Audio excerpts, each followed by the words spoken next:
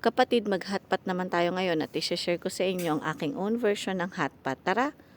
Sa isang kaserola na may tubig ay pwede na po tayong maglagay ng ating hipon. Ito po ay magpapalasa sa ating hotpot. Ilagay na din po natin ang ating sibuyas at maglagay na din po tayo ng assorted na fish balls.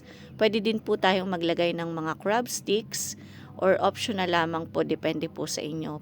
Naglagay na din po ako ng bacon, pampadagdag din po ito ng lasa. At pagkatapos nating mapaghalo-halo ang ating mga ingredients, takpan po natin ito at pakuluin. Pagkatapos po nating mapakulo ang ating niluluto, ay ilagay na po natin ang ating patis at ang ating paminta. Isabay na rin po natin ang ating enoki mushroom at ang ating pechay.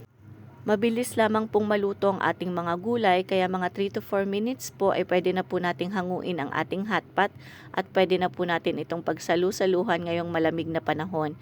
Subukan nyo na rin po na magluto ng hotpot.